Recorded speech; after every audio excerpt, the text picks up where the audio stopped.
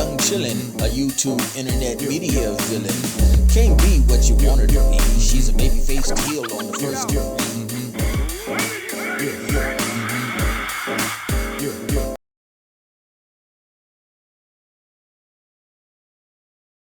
Alright, we open up with SmackDown from September 19th.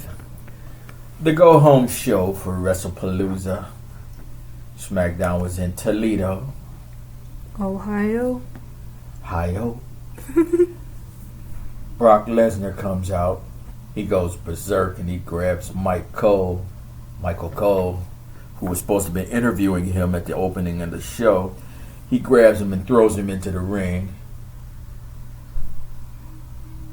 Then he threatens John Cena. Then as he goes to beat up Mike Cole, Corey Graves going there to protect Mike Cole. Why are you saying Mike Cole like that? Just to keep from saying Michael Cole, I just said Mike Cole. Because I'm like, that sounds so weird. Alright, Michael Cole gets thrown into the ring. And as he's about to get his ass whooped, Corey Graves comes in. And he gets an F5 for his trouble.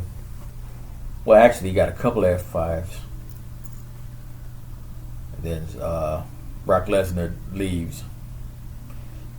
And backstage, as he's leaving, he reconnects with Paul Heyman. They have a little tete-a-tete. First match of the evening was the champions, tag champs, Charlotte Flair and Alexa Bliss. They defeated Chelsea Green and Alba Fire. After that, we have a backstage conversation between the Street Profits and Wyatt Six. And the Street Profits got the bad end on the conversation. Was that a conversation? Yeah, it was between four fists. Actually, no, he hit him with a mallet, didn't he? He got hit to the groin with a mallet. Very quickly. He talked to the bishop. Next up, we have R-Truth as a commercial spokesman for ESPN. For some reason. Yeah. Trying to help people to... I don't know what he was doing. Well, it was their way of trying to help people to be able to sign in and get that WrestlePalooza because people were having trouble. Some folks already had ESPN, but they couldn't connect with the WrestlePalooza, so he was giving people step-by-step instructions how to do it. Oh, or you could listen to what Stephanie McMahon said in her podcast a few weeks ago. Oh, about the VPN? Yeah. I know she got reprimanded so quickly for that. Not really, because she don't work for them no more. Oh, she doesn't? No. Yeah, well. I believe she don't work there. I thought she still had shares because Triple H still works there. Well, she owns. She's part owner. She don't work there. But they still would reprimand her because you losing out of money if you snitch out our stuff. She paid. Yeah, true.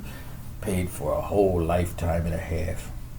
All right. After that, we have Fraxium. They got jumped by the Bronze, but Fraxium got their lick back, and that set up a match.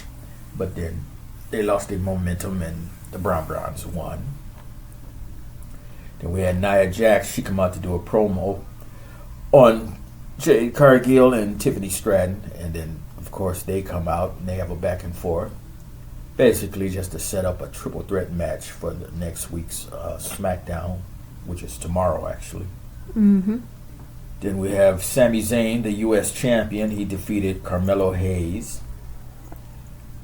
Drew McIntyre and Cody Rhodes, they have their contract signing. They had their little back and forth. And then McIntyre attacks Cody, and they fight. And that was SmackDown. WrestlePalooza for September 20th. In a nutshell, Brock Lesnar smashed John Cena. And Brock had Paul Heyman do his introduction. So that's something right there. And then after the match, Brock F5 the referee. And then he gave John Cena another one for old time's sake. You need help. The Usos, they lose to the Bronze with LA Knight as the special referee. Stephanie Vacour, she wins the women's championship against Io Sky. CM Punk and AJ Lee, they defeated Seth Rollins and Becky Lynch. I liked when Seth was skipping around the ring like I AJ. was insulted. That was hilarious. I was insulted because I was like, AJ better skip around the ring, and she didn't. I was so mad. But then we get him to do it? Yes. After that, The Undertaker, he comes out on a motorcycle. He runs into Stephanie McMahon. They chop it up a little bit. And then he tells her that she's going to be the Hall of Fame inductee for 2026. Has she actually wrestled, though? If you want to call it that. Because I don't want to call it that because I put it in the same category I put Eddie Guerrero's wife. It was like that, yeah. Neither of you are wrestling. You're just here. Yeah. Because everybody knows. At least her brother, he wrestled. And he went out there and showed his ass. He was good. I'm pretty sure they had him trained, but like I'm pretty sure for her and what's his name's wife, they had to make sure they didn't get hurt because they didn't know how to properly move. Yeah, to make they sure. just showed them how to take bumps, and that's about it. Not even properly because they didn't take big bumps. And then we had the main event. The champion Cody Rhodes, he defeated Drew McIntyre in what was like a very fast match. Oh, incredibly fast. It was like they had eye on the cab fare. We have Raw for 9/22. Cody Rhodes, he opens up the show, but he didn't get a word out before Seth Rollins comes out and interrupts him. They chat basically to set up their match at the Crown Jewel pay-per-view, PLE. Did they say where Crown Jewel is this year? I forget where it's going to be at. I think it's in Vegas, isn't it? That would make sense. I'm not sure. Well, we'll see later. First matchup, we had the 6-man no disqualification match between the New Day and Grayson Waller. New Day? And they were defeated by the Road Warriors, the War Raiders, and Penta. Hopefully that'll just put the nail in the coffin and be done with that. I mean, yeah, but their floppy hats were amazing. They're nice little chapeaus. We have the WWE champ, Stephanie Vacour. She comes out and she gave a bilingual promo on winning her belt back at WrestlePalooza. She also thanked her father, who was sitting ringside. Man, imagine liking your father. Couldn't be me. Oh, you so funny. We have Bailey. We had Lyra Valkyria ringside go against Roxanne Perez. We had what's her girl name? Which one? What are we talking about? Roxanne Perez and Raquel Rodriguez. That's what. Somebody found a video of her from Monday of her just laying on the ground, and they were trying to help her up. It was amazing. I love seeing like ringside videos like that. Bailey defeated Roxanne Perez, and then during the little celebration, she flips out on Lyra. She asked her to be out there, and then she turned around and told her to get away. We have JD McDonough, who just got beat up by the... he got beat up by Rusev. He was the stooge for Dominic Mysterio. He should have knew what it was. Yeah. What does Super Chicken say? You knew the job was dangerous when you took it. Yeah, well. Anyway, Rusev used the old camel clutch on JD, but Finn Balor came out there and dropped him. Shouldn't have had to do that though, because Dom was right there. yeah, but he punked out. Then we have Jey Uso versus LA Knight. And Jey Uso won thanks to the Bron's interference. Afterwards, they go to attack LA Knight. And Jey Uso just left him out there, but his brother Big Jim came out and made the save. After that, they finally acknowledged the existence of the 3 Grande Americanos in a promo. Yeah, I didn't think they were going to do that, but they did it. Yeah. Then we had the main event, Asuka versus Rhea Ripley. Rhea Ripley wins, but then Asuka blinds her with the blue mist. Was that blue or was it green? It was blue, because they cracked on her looking like a Smurf. Oh, okay. My memory is so bad because I remember it being green for some reason. Okay. And let's see. Asuka told Kairi Sane to come and get you some of this. And so the Kabuki Warriors, they jumped on Rhea. Io Sky comes out to make the save, but she gets a spinning back fist for her trouble. Then Asuka told her again, told Kairi, come and get you some of this too. And so they jumped Io Sky. And that was Raw. Okay, I have so many thoughts for this week. This week was actually drama-filled, and I love it. So, first thing first, I am so happy for Stephanie Vakir. Yeah, I like her too. She's a really good wrestler, and I feel like she's gonna go far. They just need to know how to work with her and for her instead of working against her like they've done for some of the others. They're gonna waste her too, like they do the rest. They probably will, which is really sad because she's really good. Since we just talked about the Kabuki Warriors, I told you, Asuka's crazy. I knew Asuka was gonna turn, but I didn't know it was gonna be this quickly. Yeah, and it's entertaining too. It's not irritating. Oh, very much so, because it's just like, but I feel so bad for Kairi. Kairi Sane. I feel so bad for her because she's trying to talk to people, and then Asuka's just screeching in the background.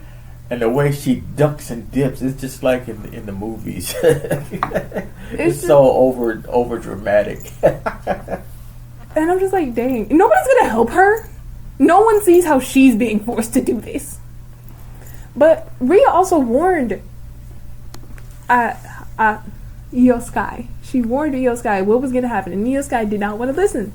Yeah, because she was like, she's family. We all seen what happens with family in the WWE. Yep. There's no family that sticks together for too long. Nope. It's very few. Okay. Who's your wrestler of the week? I would say The Miz. The Miz? Yeah.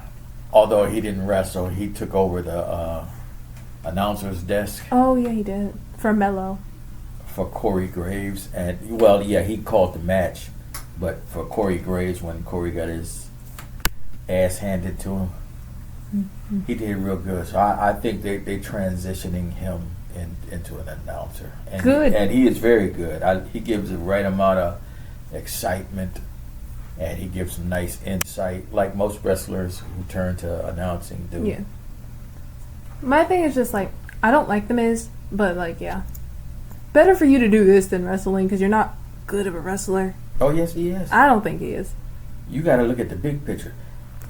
His job is to put other people over. He's a, I forget what they're called. He's supposed to make other people look good. But he's a lackey. I forget what the official term for it is called. A jobber? Yeah, he's that. Yeah, but he's a high-paid, excellent jobber. Yeah, well. He's very good at what he does. But I like Mello more. So I want Mello to get back on his own and go do his mellowness. Yeah, eventually, hopefully he will. Because they've been wasting him. Yeah, just like they did Austin. And like how they're doing LA Knight, although LA Knight is getting some shine now. There's a point where they all had to just sit there and spin their wheels for a minute. Alright. My wrestler of the week, CM Punk and AJ Lee. And that's because I love them They have great chemistry, but they also whooped their asses. I love AJ Lee's finisher. That I don't even know what that's called. It looks so. I forget weird. what they called it, but I think of it as like the spider's web. I was about to say a spider.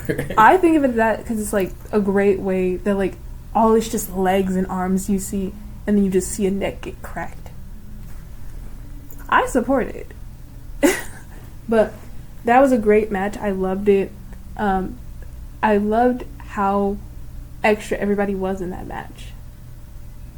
And I was so happy they didn't blow it like they could have. Yeah. Because it could have been a flop, but it wasn't. Yeah. I think everybody was expecting it to also. They were thinking that they was going to just get over on the fact that she's back and that's good enough. No, they actually did perform pretty good. I mean, especially compared to like the main event of WrestlePalooza, it was much better because the main event was very quick. I barely noticed it ended at first because I was trying to put one of the babies to sleep, so I was just like, this is something that's happening, I guess. But yeah, Jey Uso, he's turning heel. And at first, I genuinely thought it was going to be Jimmy. I genuinely thought Jimmy would have been turning heel. Jimmy already had his heel turn. When did Jimmy have his heel turn? Back when he was still with the bloodline. Oh, yeah. But you could do that again. You could always... Everybody's turning their heels constantly, so... You never know who's what genuinely for a long period of time. Like, right now, Priest is supposed to be good, and so is Rhea. But in, like, any second, they could just turn to be evil again. It's not hard. I was thinking of something. Oh, what the hell is going on with Becky Lynch? She feeling herself. I get that. She's the greatest. And it's not just her saying it.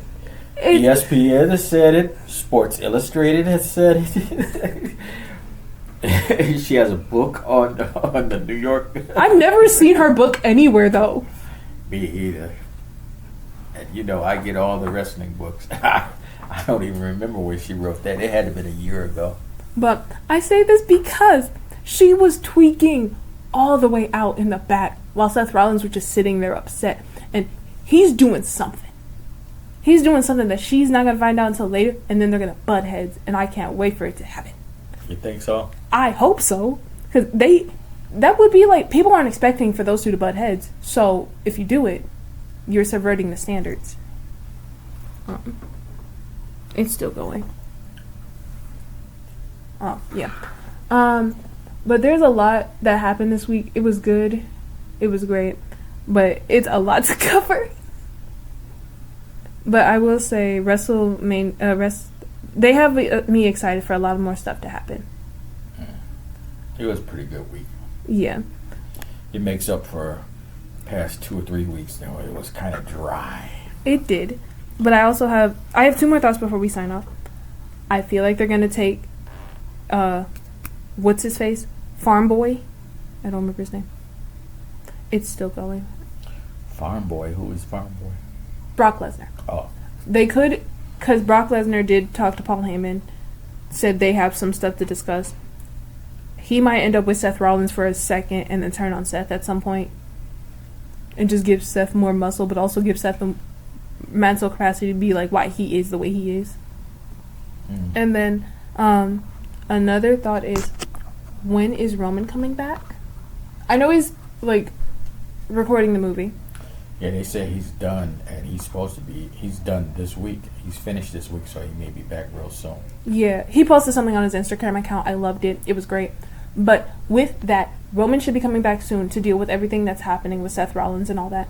But also, last thought, where the hell is The Rock? Everybody talked about, oh my gosh, The Rock is here. Oh my gosh, The Rock is doing stuff. But we haven't seen him. He hasn't said anything online. He's busy selling that movie he just finished and put out there.